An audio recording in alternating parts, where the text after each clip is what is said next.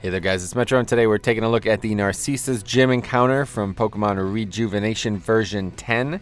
And that's on intense mode. This time we're going to be doing the exact same strategy as we did in the past. So if you haven't seen the previous videos, I would definitely recommend checking those out. But yeah, in general, this is going to be nothing new. We're not even going to show you the setup because it's the exact same as we did it before. We're going to do it with a Hypno. Just got to use Hypnosis, and we're going to go through a couple turns. I want to alert you to the description before we go any further. I have a complete breakdown of the resets and the win condition that you need to set up by turn 5. If you haven't set it up by turn 5, or you don't get to turn 5 with the Xatu on the field, then you might as well restart it one way or the other. I have an entire breakdown. We'll talk about it as we go, but the Mismgius, or how you Mismgius, I don't know how you say that. This Pokemon here is the one anomaly that I do want to make sure I bring up in this video. For some reason, when I set up the condition, she actually switched the Pokemon out. Mismagius switched out to this Pokemon. And typically this is a very good thing. It is a very good thing in all conditions, really. Because you have to break through its disguise, or whatever it's considered. So that is a free turn, effectively, for it, normally. And that could pretty much stall your sweep, right? It's going to completely stall your sweep out, as you're going to have to hit it twice. So the one bad thing about that typically is when you would kill the Mismagius and then it would come out on the field, you would then have to use, I would save one Ominous Wind to break the disguise and then sweep it after that. But I would always take one turn of damage. So it was like, you know, you're going to have to either not take damage early, or you're going to have to use a potion at some point.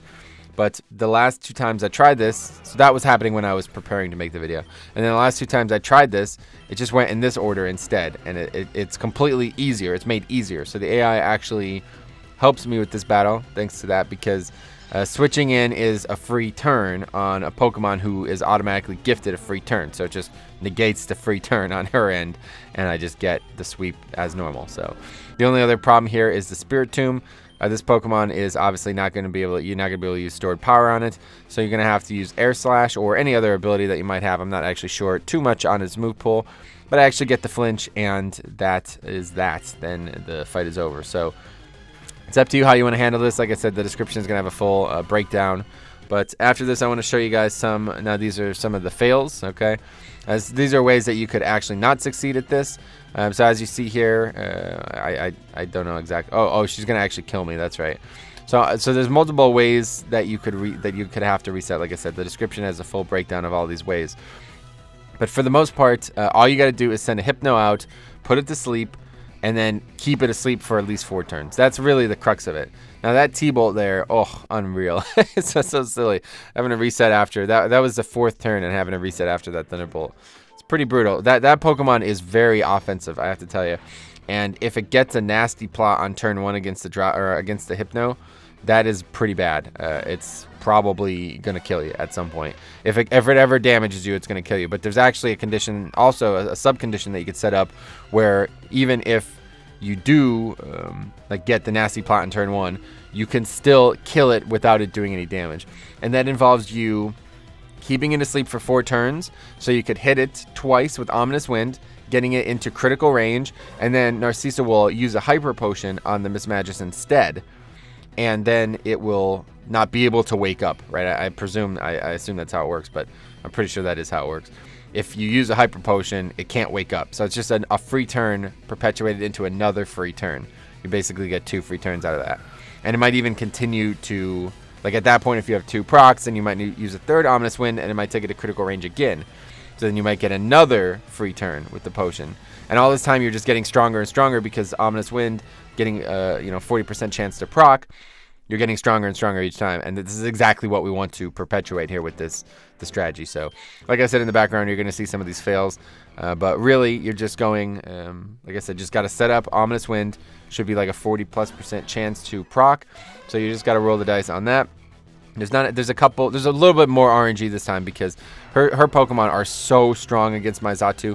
If any of them land an ability, you probably don't survive it. I don't know how you could. It would be really, even with some procs, I think it would be really tight.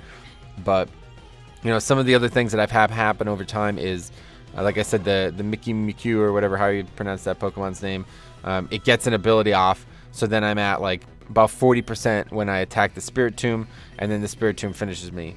But I think even if I didn't flinch the Spirit Tomb on the kill there, I would probably still survive one of its hits as I was at full health. But yeah, otherwise, that's pretty much the whole fight. There's really nothing else to talk about. So if you guys have any questions, let me know. Otherwise, I definitely think this is going to be the last. I don't know. I haven't played through the game as of recording this, but I assume this is going to be the last field with like ridiculous exploits. This has been the most exploity I've ever seen in any challenging Pokemon game, and like I said, I like to challenge myself.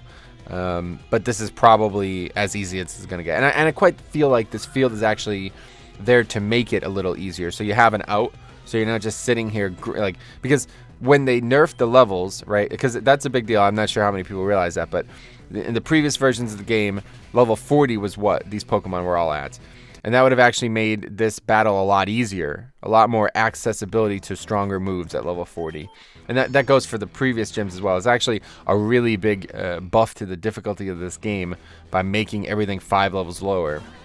And that was done all the way back at the Keta gym. And I believe that was probably the only able to be done because he implemented this hard cap instead of the soft cap like it was used for Reborn forever.